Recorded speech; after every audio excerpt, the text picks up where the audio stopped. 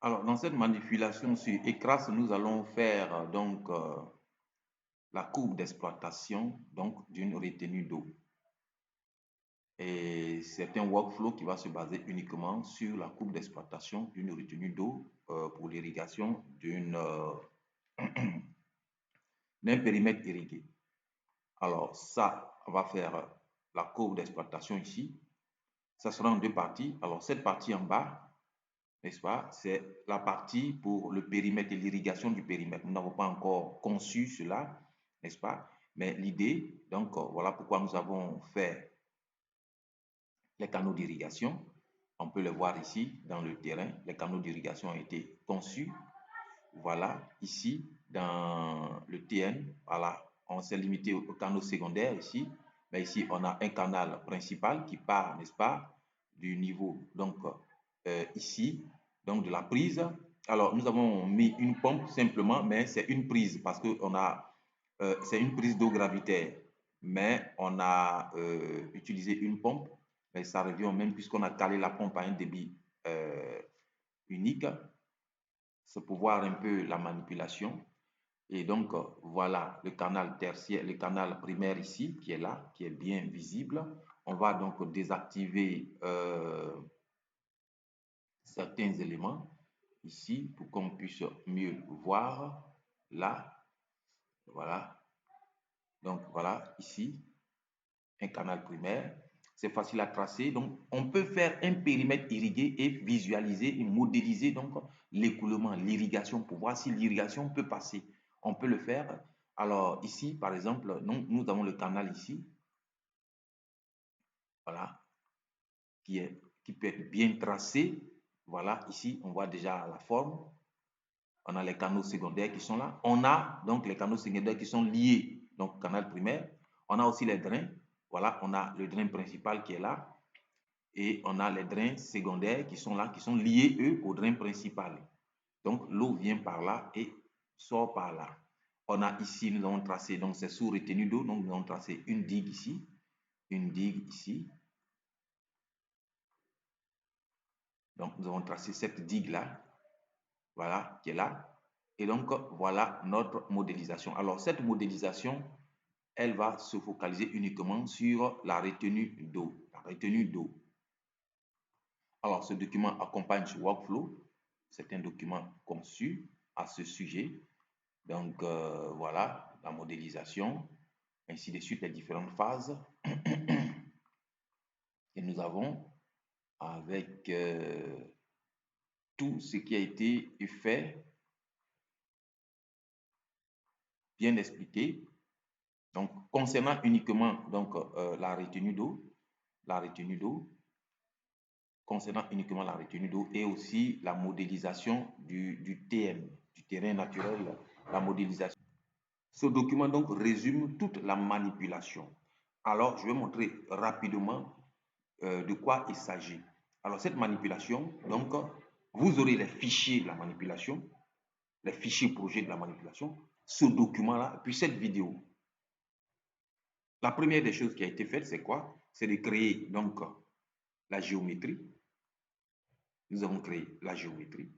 Dans la géométrie, nous avons créé donc le storage area ici, qui nous a permis donc de délimiter notre lac. Donc nous avons déjà les paramètres, il faut le dire, les paramètres. Et ça nous a permis aussi de faire le périmètre, bien sûr. Donc ici, c'est dans la deuxième phase donc le deuxième workflow. Ce périmètre-là, c'est lui qui va nous modéliser donc l'écoulement de l'eau dans les différents canaux que nous avons fait. Donc, ça ne concerne pas ce premier workflow. Alors, donc, nous nous focalisons sur le storage area, c'est-à-dire la retenue. Alors, nous avons mis tous les paramètres de la retenue et puis nous avons mis donc une station de pompage. Pourquoi une station de pompage? Ça obéit à la même logique de l'écoulement gravitaire. Voilà. Mais bon, on a calé la pompe juste pour faciliter les choses. On aurait pu dimensionner donc voilà, un réseau, une conduite, n'est-ce pas? Mais on a mis une pompe, on verra bien comment on pourra l'utiliser dans la suite. Alors ici, donc on a fait donc une connexion ici qui est là. cette connexion-là entre les deux espaces, bien sûr, et la pompe, elle est dans la connexion ici. Voilà, la connexion SA2D qui est là, qui fait. Et donc, quand ceci a été modélisé, nous sommes passés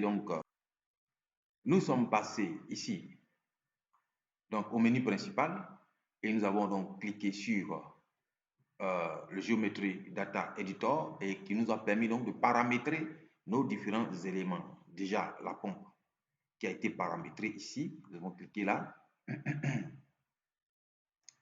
Et donc ici, donc pompe inlet, c'est donc la retenue d'eau ici qu'on met. Pompe outlet, c'est donc le périmètre, là où on envoie l'eau. Ces deux éléments-là que nous paramétrons ici. Il y a une seule pompe, mais il faut savoir que nous l'utilisons de sorte que nous ayons donc un écoulement gravitaire. Et puis après, le storage ici, que nous avons essayé d'organiser un peu ici. Par exemple, là, nous avons mis la cote à 350, la cote minimale. Voilà. Et puis, donc, tous les paramètres du périmètre du storage sont là, avec ici, donc la courbe hauteur-volume qui est là, qui va nous servir à faire la courbe d'exploitation. Et puis, les différents paramètres qui sont là. Et alors, dans la pompe, ici, pompe connection data, c'est ce que nous avons fait ici, les deux connexions, amont et aval. Voilà. Et puis, alors, pompe groupe, ici. Donc, dans cet onglet-là, nous avons mis donc les paramètres de la courbe de fonctionnement de la pompe, ici. Donc, la hauteur et le débit, c'est un débit constant. Voilà, que nous avons mis ici. Nous avons mis donc aussi la prise, voilà, amont et aval ici, les coordonnées qui sont mis là.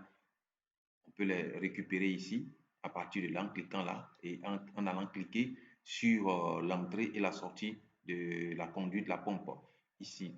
Alors là, nous mettons donc la hauteur maximale du plan d'eau ici. On prend donc ce sont des données qu'on a déjà. Et puis donc la hauteur minimale, c'est-à-dire la pompe va pomper et le minimal, on va laisser à cette hauteur-là. Alors, donc nous intégrons ces paramètres, totalement ces paramètres. Alors, nous allons donc dans le menu principal et nous cliquons donc sur Unsteady Flow Data. Unsteady Flow Data ici. Dans Unsteady Flow Data, nous avons les conditions donc aux limites. Il faut savoir que alors là, nous avions mis, on a oublié de le dire, mais nous avons mis donc aussi une condition aval ici. Une condition aval ici. Voilà, une condition aux limites aval ici. Cette condition aval, elle est là. Bundle condition, la voici ici. Et donc, ce sont telles que nous allons remplir ici. Donc, la condition aval, le périmètre BC line, c'est là. Voilà, on remplit ces conditions, ça, on l'a vu dans les vidéos antérieures. Et puis aussi, alors, la condition ici, on ne met pas de condition. Et on va ajouter donc ici la pompe. Voilà, ici, la pompe qu'on ajoute et qui apparaît. Voilà, ici. Et là, normalement, on met des règles ici, les règles de fonctionnement de la pompe. Ici, nous n'en avons pas mis, n'est-ce pas? Parce que nous avons déjà paramétré en fonction de la hauteur. C'est ce que nous avons paramétré dans l'élément de la pompe ici. Alors, nous allons le voir ici rapidement.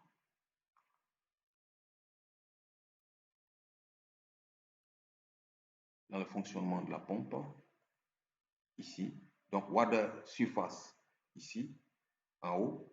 Donc, on a cette hauteur-là. Donc, on introduit les deux hauteurs donc, entre lesquelles la pompe doit fonctionner. Ici, donc, la pompe démarre on, et puis là, la pompe s'éteint off. Donc, c'est ces deux éléments-là. On peut actionner, on peut augmenter, on peut complexifier le fonctionnement. Voilà, le fonctionnement. Mais comme je le disais, on utilise la pomme comme une conduite simple. Une conduite simple. Voilà, ici. Donc, nous allons donc sur une CD Flow Data, c'est là. Voilà. Donc, on l'a fait comme ça, donc on n'aurait pas pu, on peut ne pas mettre ici puisqu'on n'a pas, on va pas mettre des règles de fonctionnement. Les règles de fonctionnement étaient déjà paramétrées dans la première élément. Alors, ceci étant fait, nous cliquons donc sur Unity Flow Analysis et nous mettons donc. Alors, il faut savoir que c'est une courbe d'exploitation que nous voulons faire. Alors, donc, nous faisons fonctionner donc la retenue du 1er janvier, du 1er novembre au 1er mai. Donc, on a 5 mois de fonctionnement en saison sèche.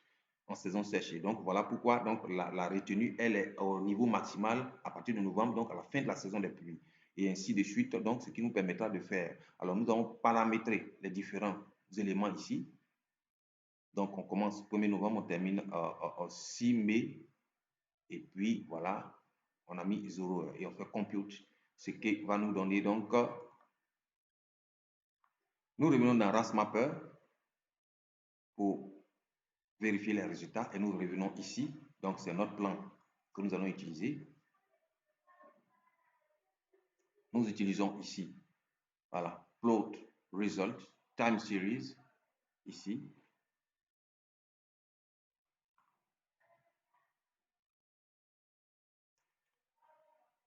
Alors, ce plot to time series, nous prenons ici storage, puisque c'est donc la retenue dont nous avons besoin. Nous prenons storage. Alors, pour faire apparaître, il faut cliquer là. C'est ce qui a été fait. Pour faire apparaître ce tableau-là, il faut simplement venir ici et cliquer sur